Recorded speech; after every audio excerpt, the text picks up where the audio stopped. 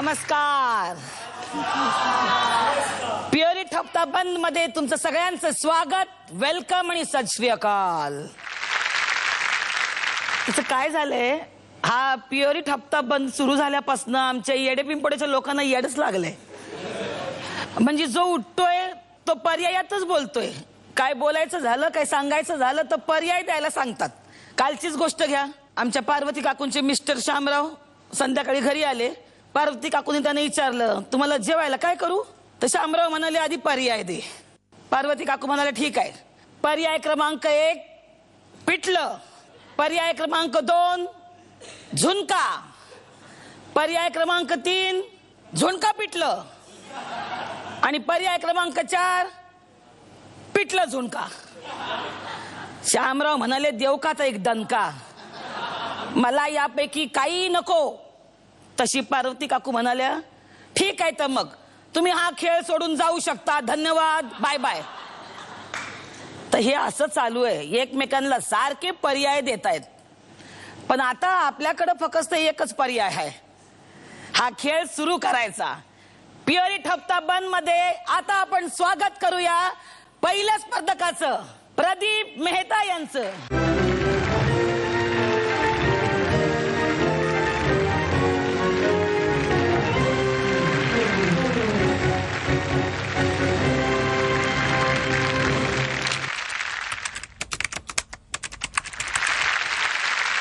दुसऱ्या स्पर्धक सुगंधा राऊत.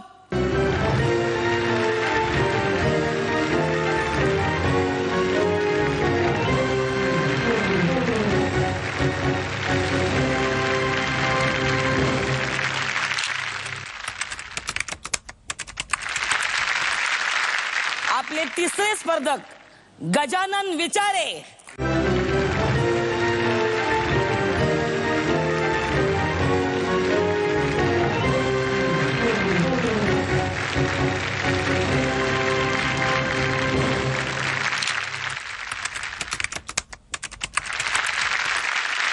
या खेळाला सुरुवात करण्याआधी तुम्ही सगळ्यांनी तुमच्या विषयी सांगा. माझं नाव प्रदीप गुणवंतराय मेहता, मी नाशिकहून आलोय आणि मी BSNL मध्ये नाशिक इथे सर्व्हिस करतो. मेहता म्हणजे गुजराती शू. गुजराती, पण तुम्ही इतकं उत्तम मराठी बोलता. माझं शिक्षण आणि माझा जन्मही महाराष्ट्रातच झालेला आहे आणि सर्वात मोठी गोष्ट म्हणजे माझी मिसेस पण महाराष्ट्रीयनच आहे. अरे वा, आल्यात का तुमच्या मिसेस? हो आल्यात ना. हे मारी बायडी. नमस्कार. नमस्कार. बायडी म्हणजे मिसेस का? हो, म्हणजे गुजरातीमध्ये बायकोला बायडी म्हणतात. बरं, पण तुम्ही त्यांचं ऐकता की त्या तुमचं ऐकतात? दोघंही एकमेकांचं ऐकतो. असं काही नाही ना मराठीवर चढ? अजिबात नाही, अजिबात नाही, कारण तिलाही गुजराती पूर्णपणे येतं. हो, तुम्ही गुजराती लग्नानंतर शिकलात की? म्हणजे माझं लग्न झालं तेव्हा माझे सासू सासरे माझ्याजवळ राहायचे आणि सासूबाईंना बिलकुल मराठी येत नव्हतं. तर त्या मला म्हणाल्या की माझं वय नाही आता मराठी शिकण्याचं, तू गुजराती लवकर पिकअप करशील, म्हणून मी 2 महिन्यामध्ये शिकले. पण हे गुजराती आणि तुम्ही मराठी म्हणजे तुमचं लव्ह मॅरेज आहे का? लव्ह मॅरेज आहे. आम्ही दोघांनी पळून जाऊन लग्न केलं. अगं बाई, याविषयी मी तुमच्याशी नक्कीच नंतर बोलेन. ओके. 1,72,000 रुपयांसाठी तुम्ही आता खेळताय. होय. आता आपण विचारूया सुगंधाताईंना. तुम्ही सांगा तुमच्याविषयी काही. मी सुगंधा प्रशांत राऊत, विलेपार्ले, मुंबई येथून आलेली आहे. मी गृहिणीच आहे. तुमच्या सोबत कोण कोण आले? माझ्यासोबत माझे मिस्टर आणि माझा मुलगा. नमस्कार. 3,30,147 रुपयांसाठी तुम्ही इथे खेळताय आज. तुमचं स्वागत. गजानन राव, बोला. नमस्कार. नमस्कार. मी Gajanan Vichare, born and bought up Mumbai, कांदिवलीमधून आलोय. पेशानं शिक्षणानं हॉटेल मॅनेजमेंटचा मी विद्यार्थी. सध्या महिंद्रा अँड महिंद्रा कंपनीमध्ये संपूर्ण कॅन्टीनचा इन्चार्ज मी आहे. म्हणजे रोज जवळजवळ 3,500 ते 4,000 लोक जेवतात. One of the biggest canteen in Mumbai. तर त्यांची खाण्यापिण्याची सर्व वर्करची व्यवस्था आम्ही बघतो. म्हणजे त्यांचे अन्नदाता तुम्ही आहात. बरोबर. तुमच्या बरोबर कोण कोण आले? माझी मिसेस आणि माझी मुलगी आली. कुठे आहेत? नमस्कार. 4,27,750 रुपये एवढ्या रकमेसाठी तुम्ही आता इथे खेळताय. स्वागत असो तुमचं सुद्धा. तुम्हा तिघांनाही मी शुभेच्छा देते. तुमच्या समोर 4 पर्याय आहेत. एक म्हणजे जोरात खेळायचं, पर्याय 2 दणक्यात खेळायचं, पर्याय 3 मस्त खेळायचं आणि पर्याय क्रमांक 4 सॉलिड खेळायचं. ठीक आहे, 10 प्रश्न, प्रत्येक योग्य उत्तराबरोबर तुमच्या खात्यात 10% जमा होतील. तिसरा, 5वा आणि 7वा प्रश्न नशिबाचा कौल आजमावणारा असेल आणि सगळ्यात आधी ज्याच्या खात्यात 100% रक्कम जमा होईल तो असेल आपला विजेता. तो इथून हा चेक घेऊन जाईल. त्यामुळे तयार आहात मामा? चला होऊन जाऊ द्या पहिला प्रश्न.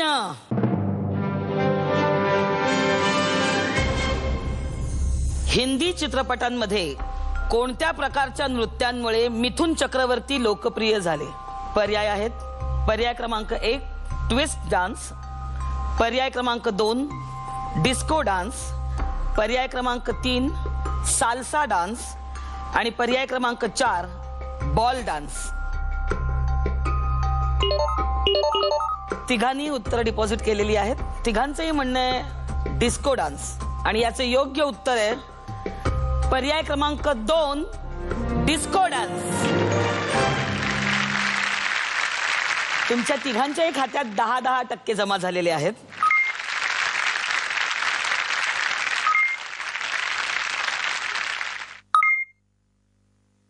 आता आपण वळूया दुसऱ्या प्रश्नाकडे. हा आहे तुमच्यासाठीचा दुसरा प्रश्न.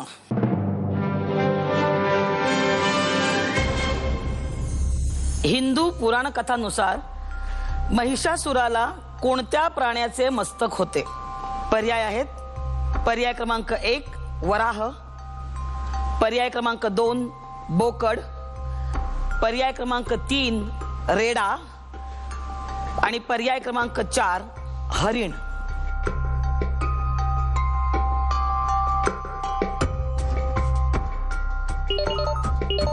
तिघांची उत्तर डिपॉझिट झालेली आहेत. तुम्ही काय उत्तर दिलंय? मी डिपॉझिट केलंय रेडा. बरं, तुम्ही काय उत्तर दिलंय? वराह. आणि तुम्ही? रेडा. का रेडा? महिषासूर म्हणजे म्हैस आणि रेडा या हिशोबाने मी रेडा ऑप्शन घेतला. आणि वराह हे जे आहे तो विष्णूचा वराह अवतार होता, तर ते विष्णूंनी घेतलेलं रूप होतं ते वराहाचं. ठीक आहे, मामा काय म्हणतायत बघूया. आणि या प्रश्नाचं योग्य उत्तर आहे पर्याय क्रमांक 3 रेडा. अहो, आत्ता नवरात्री झाल्या, बघितलं असेल ना तुम्ही, देवी आपली उभी असते महिषासूर मर्दिनी, खाली तो महिषासूर पडलेला असतो, शिंग असतात त्याला. कन्फ्यूज झाले. ठीक आहे, काही हरकत नाही. प्रदीप यांच्या खात्यात आहेत 20%, सुगंधाताईंच्या खात्यात आहेत 10%, गजानन रावांच्या खात्यात आहेत 20%. आपण आता पुढच्या प्रश्नाकडे जाऊया. तर या पुढचा प्रश्न आहे तिसरा प्रश्न, नशिबाचा कौल. वेगवान तोच नशीबवान. माझ्या समोर ही 4 पानं आहेत. अधिक 10 वजा 10 ठेचा 10 आणि हा विदूषक. तयार आहात? आणि तुमच्यासाठीचा तिसरा प्रश्न आहे हा.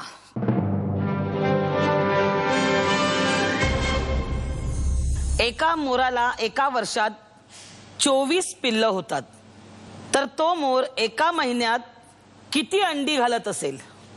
पर्याय आहेत. पर्याय क्रमांक 1 पर्याय क्रमांक 2 पर्याय क्रमांक 3 आणि पर्याय क्रमांक 4 यापैकी काही नाही. तिघांची उत्तर डिपॉझिट झालेली आहेत. काय उत्तर दिले तुम्ही?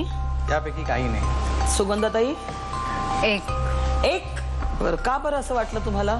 कन्फ्यूज झाले. तुम्ही काय उत्तर दिलंय? यापैकी नाही. का बरं? कारण की मोराला एका वर्षात 24 पिल्लं जर होतात, तर एका पिल्लासाठी तो वर्षभरात म्हणजे पहिलं पिल्लू होईल तेव्हा 1 अंड घालेल, तेव्हा 1 पिल्लू होईल. आणि तसं वर्षभरात त्याला जेव्हा 24 पिल्लं होतील तर त्या क्रमाक्रमाने एक करत 24 अंडे देईल तो. आणि तुमचं काय म्हणणं? तसंच यांनी सांगितलं त्याप्रमाणे. असंच उत्तर आहे तुमचं? नाही, माझं जरा वेगळं, पण मला आत्ता कळलं माझं. काय उत्तर आहे तुमचं? काय आता कारण कळलं? मोर पिल्लं देत नाहीये, मला आत्ता कळलं. लांडोर पिल्लं देत नाही. आणि याचं योग्य उत्तर आहे पर्याय क्रमांक 4 यापैकी काही नाही.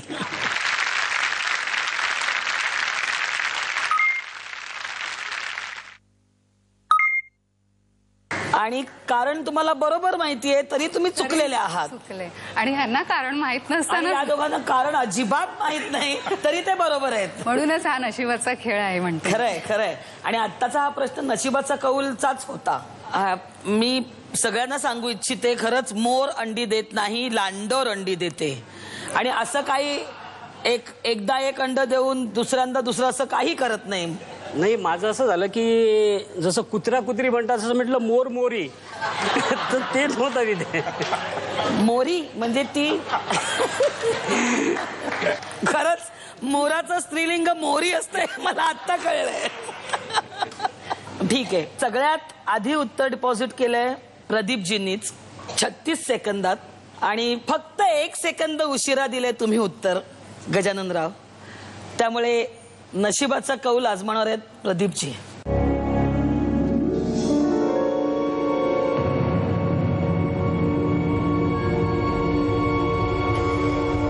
तुमचा किती विश्वास आहे नशिबावर? नशिबावरती तसा 100% विश्वास आहे, पण त्याच्यासोबत कर्म जो माणूस करतो त्याला नशिबाची साथ असते. आणि नशीब त्यालाच साथ द्यायचं ज्याला आईवडिलांचा आशीर्वाद असतो आणि त्याबरोबर देवाचा पण. कधी असा नशिबाचा तुम्हाला अनुभव आलाय की बऱ्याचदा स्ट्रॉंग आहे? काय Yes, yes, एखादा yes. किस्सा सांगा. किस्सा म्हणजे आईवडिलांच्या कृपेने आतापर्यंत माझ्या आईला एक्सपायर होऊन 7 वर्ष झालेले आहेत आणि वडिलांना जाऊन 4 वर्ष झालेले आहेत. तर त्याच्यानंतर आमच्या घरात जे काही घडत गेलेलं आहे तर ते असंच पितृपंधरवाड्यात आणि त्याच वेळेला सगळ्या चांगल्या गोष्टी झालेल्या आहेत. सुरुवातीला माझ्या मुलीला नोकरीचा कॉल आला, तोही पितृपंधरवाड्यात आला. माझ्या मुलाला तो जेव्हा 10वीमध्ये शिकत होता सेंट फ्रान्सिस हायस्कूल नाशिकला, तर एक इन्म्युन म्हणून एक संस्था आहे, त्याच्यात त्याचं सिलेक्शन झालं तिथे. झालं होतं. आणि आता रिसेंटलीच या पितृपक्षातच मला हप्ताबंदाचा कॉल आला. क्या बात आहे. म्हणजे असं म्हटलं जातं की पितृ पंधरवड्यात काही शुभ कामं करू नयेत, तर तुमच्या बाबतीत नेमकं उलट आहे. उलट असं म्हणजे उलट पितृपंधरवड्यात तुमचे पितृ तुमच्या पाठीशी असतात. बरोबर आहे. इतर इतके दिवस ते असे नसतात, पण तुम्ही त्या 15 दिवसांमध्ये तुम्ही त्यांच्या छत्रछायेखाली राहता असं मला वाटतं. क्या बात.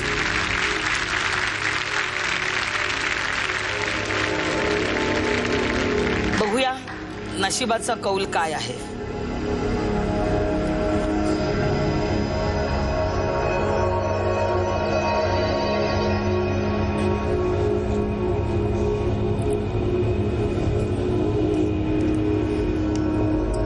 हे तुम्ही निवडलेलं पान आहे, तुमच्या नशिबाचं पान. हो.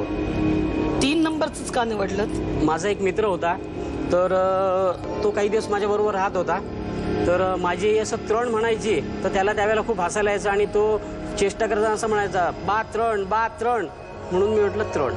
पण तुमचं लॉजिक काही वेगळंच असतं प्रत्येक वेळेला. ते मोराचं एक वेगळंच होतं, तसं हे लॉजिक एक वेगळंच आहे. असो, पण म्हणजे मी मनापासून आशा करते की तुमच्या आईचा आशीर्वाद तुमच्या पाठीशी खरंच असेल आणि तुम्हाला आहे. खूप खूप छान पान तुमच्या नशिबात आलेलं असू दे.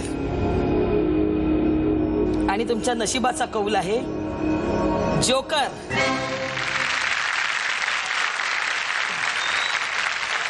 म्हणजेच माझ्या भाषेत विदूषक. म्हणजे तुम्ही आता या 3 पैकी कुठलाही एक पर्याय निवडू शकता. +10. खेचायचे नाहीयेत? नाही, नाही. अजिबात नाही. बघा तुमच्या पुढे कोणतरी निघून जाईल. नशिबाच्या पुढे कोणी जाणार नाही. क्या बात आहे, क्या बात आहे.